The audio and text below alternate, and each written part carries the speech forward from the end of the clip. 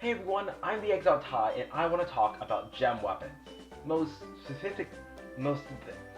It's been 3 years since I started this channel and I still can't figure out how to say it.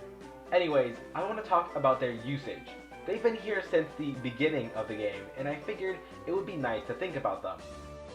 I'm going to split this video into a simple overview of what gem weapons are and how they work, and then in the second part I want to talk about their struggles to be used and why exactly they could be considered not worthwhile. Here is the table of contents for your viewing pleasure.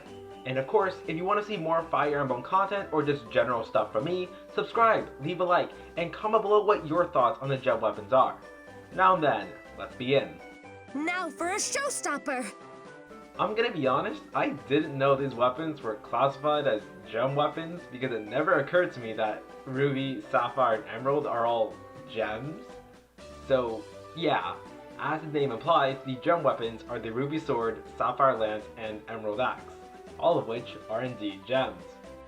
These weapons are all one-range, physical damage weapons with 12 might at their max. Their gimmick is that they have the Triangle Depth skill within them. Triangle Depth being, if you have the triangle advantage, your attack is additionally boosted by 20%. If you have the disadvantage, you get hit by an additional 20% decrease.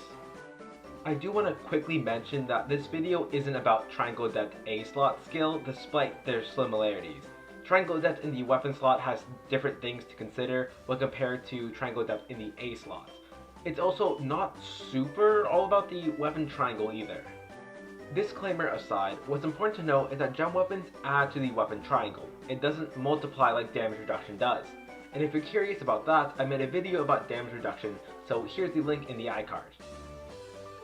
Say you're a red unit fighting a green unit. With regular weapon triangle advantage, the red unit gains 20% attack increase, and the green unit suffers a 20% attack decrease.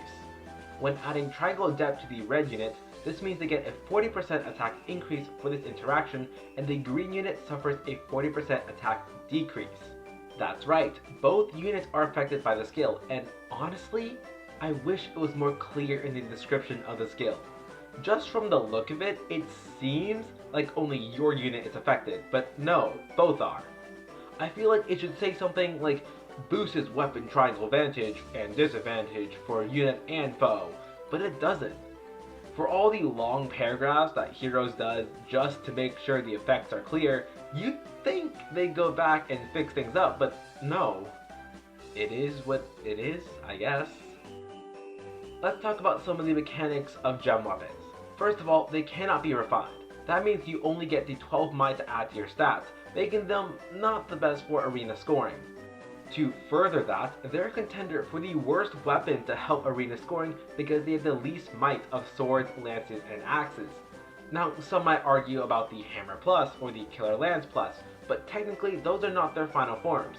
The Slaying Hammer Plus and the Slaying Lance Plus do have higher might and can be refined. There is a weapon class that has lower might, being the Brave weapons and the Ninja weapons, but those are purposely made to have lower might because of their strong effect. Triangle Depth is not that strong compared to them. Even still, it's a bit unfair that jump weapons have lower might. Something to keep in mind is damage reduction. Here's an example. My plus attack minus defense Titania with Hammer deals 6 damage to my neutral IV Brave Dimitri with no skills. Now, if Dimitri were to equip his Blue Lion's Rule B skill, it would change things. He has more than enough defense to get the full damage reduction, and turn that 6 damage into 4 damage. Now, it won't show 4 damage on Titania's side, but you'll know it does 4 damage based on the change in Dimitri's HP. Now, we give Titania the Emerald Axe. With the Emerald Axe, her 39 attack is boosted by 40% instead of the 20%, and it's actually significant. From 6 damage, Titania now deals 14 damage, which is an over 50% increase. However, the larger the damage, the more damage reduction takes away. It goes from 14 to 9 with Blue Lion's rule. And people know that, right? The larger the numbers you work with, the more intense the percentages can be. Like how 1% of a large population is pretty big. That aside, this whole example was to show you that damage reduction happens after the Triangle Adept effect is applied. With regular weapon triangle, Titania's 39 attack is boosted to 46 attack, about a 7 attack increase. And with the gem weapon, 39 attack is boosted to 54 attack, which is a 15 attack increase. If you haven't noticed already, it's math time. I will be throwing numbers at you, but please don't leave. Also, subscribe for more math. Once again, the bigger the numbers, the more intense the percentages. And I want to give one more quick example of the attack boosting. Legendary Dimitri has a base 41 attack. Let's give him a 12 might weapon that is not the Sapphire Lance. When he has the regular weapon triangle advantage, his 41 attack plus 12 might for 53 attack is boosted to 63 attack, a whole 10 attack increase. Then with the Sapphire Lance, that's 74 attack. That's a good 21 attack increase. That is incredible. Against red units, that is. If he were to face a green unit, that huge percentage bites back hard. With 53 attack and the Sapphire Lance, if Legendary Dimitri were to fight a green unit, his attack would decrease to 32, which is a 21 attack decrease. So it works both ways. To get the full effect of the attack increase, you would want to use a unit with super high attack stat. On the other hand, maybe you don't want a super high attack stat, otherwise the attack decrease ruins you. Or you just don't use gem weapons because of how polarizing it is. Cancel Affinity is a fun one. It basically negates Triangle Depth and the gem weapons. If you have the gem weapon, Cancel Affinity negates your 40% boost when you have the advantage. That sounds bad, and it kinda is. Though I guess the other effect is nice-ish. If the opponent has Triangle Depth or a gem weapon, and your unit is in disadvantage, then Cancel Affinity will negate their advantage boost. But only the additional 20% that they would have gotten from Triangle Depth. It does not negate regular weapon triangle advantage. It's weird, and honestly, it's one of those skills that hopefully get a level 4 version. I just remembered that I probably should have mentioned this before, but I'm not talking about Raven tomes in this video. The reason being, A, ravens are not gems. They are cool, and they might like gems, but they are not gems. And then number 2, they give regular weapon triangle advantage over colorless units. They don't give the additional increase or decrease of 20%, so yeah. Since this weapon affects the attack stat, I do want to mention what it does with specials like Draconic Aura and Dragon Fang.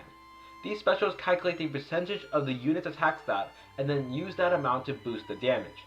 Hence why it's recommended to use these specials with high attack units. Like a unit with 50 attack with Dragon Fang would boost their damage by 25 points, but a unit with like 30 attack with Dragon Fang would boost their damage by 15 points. But on to the main topic. Here's the duel simulation.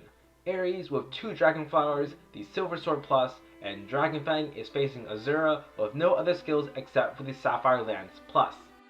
The conclusion of this battle from the duel simulator says Ares will deal 37 damage. How did we get here? Well, Ares has 52 attack and Azura has 21 defense. We want to know if Dragon Fang uses the base 52 attack when calculating damage, or if it uses the attack after Sapphire Lance has decreased it. So bring out your trusty calculator. Well, you don't have to, I do. If Dragon Fang calculates before Sapphire Lance, then it means it will boost by 50% of 52, which is 26. If Dragon Fang calculates after Sapphire Lance, then we do 52 attack times 0.6 to get 31.2 or rounded to 32 attack, and then 50% of that is 16 damage for Dragon Fang. So let's figure it out. 52 attack times 0.6 for 32 attack minus Azura's 21 defense to get 11 damage. 11 plus 16 equals 27, which is not the calculated 37 damage. 11 plus 26 does equal 37, thus we have the method of which Heroes calculates this interaction. It doesn't help gem weapons with the fact that attack-based specials aren't affected by them. Even if you plan right with your strategies, a strong unit with high attack, even if they're debuffed, can just use their Draconic Aura special and it would work out for them. That's not even mentioning specials like Bonfire or Iceberg or Shining Emblem that aren't reliant on the attack stat. And the last mechanic I want to talk about is dancers and their AI. Now, there were a good amount of people who used gem weapons on dancers back in the day, and I think there are some who would still recommend using them on dancers like Olivia and Azura today. And the reasoning for it was solid too. Most dancers are not strong offensively, and sometimes not that strong defensively either. That has changed with modern dancers like duo dancer Sigurd and Deirdre, and dancer Bakut and Mir Balis, whatever. But it's kind of surprising that dancers have really changed.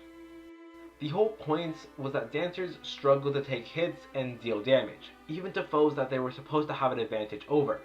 So you would give them a gem weapon because it's not like they're going to survive against a foe that they have a disadvantage to. There was no point. But moving on to their AI, a video made by Penross776, who I did mention in a previous video, a link to their video down in the description, was an incredibly informative video. Please give it a watch, I believe it's well worth your time. The video talked about how the dancer's AI will choose to either attack or dance an ally. If a dancer can deal 5 or more damage, they will probably choose to attack rather than dance. The issue here lies with dancers still attacking and losing even when they shouldn't attack. It's because they deal more than 5 damage. Gem weapons can turn that around. By making you weaker to the color you are already at a disadvantage to, then you are less likely to attack and get destroyed. And since dancers aren't known for being the best offensive units with a few exceptions, then having the extra buff to the foes that they do have an advantage to is nice.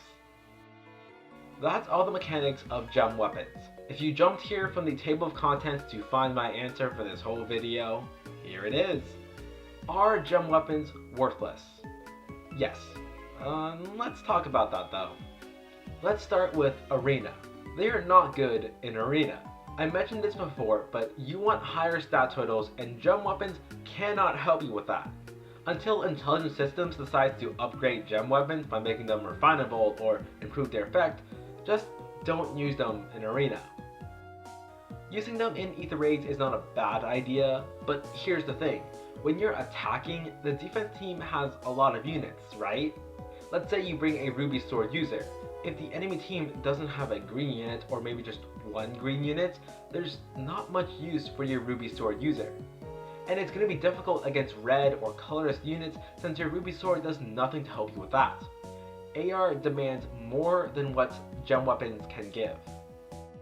And it's not just a competitive meta thing, I struggle to recommend these weapons casually too. They might be decent in story content since you can use their disadvantage to bait the enemy, and the 40% can be significant when you fight against those Tempest Trials or Chain Challenge enemies that are super tough. But then you use other weapons that have better results and can be used everywhere, it really hurts to use gem weapons. I can sort of recommend them for dancers, but I think this comes down to a shift in mentality. Way before, people understood that dancers are just not gonna win a matchup when they have the disadvantage. There's just no way. So you don't invest into anything that can help with that disadvantage and just help out your advantage instead with gem weapons. But with the new times of new powerful units and crazy good skills, that mentality has changed. Dancers can do well against bad matchups. Gem weapons are now in the way. Add on the fact that colorless units are incredibly threatening, there's no need for gem weapons. They can't be refined to give extra stats to survive colorless attacks, or have an effect that helps against colorless units. Take for instance Azura.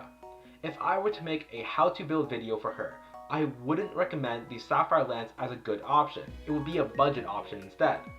Things like the Vanguard or Bakut's Lance will be better because they promote survivability for Azura better than the Sapphire Lance. Maybe the shining light of these gems are gone.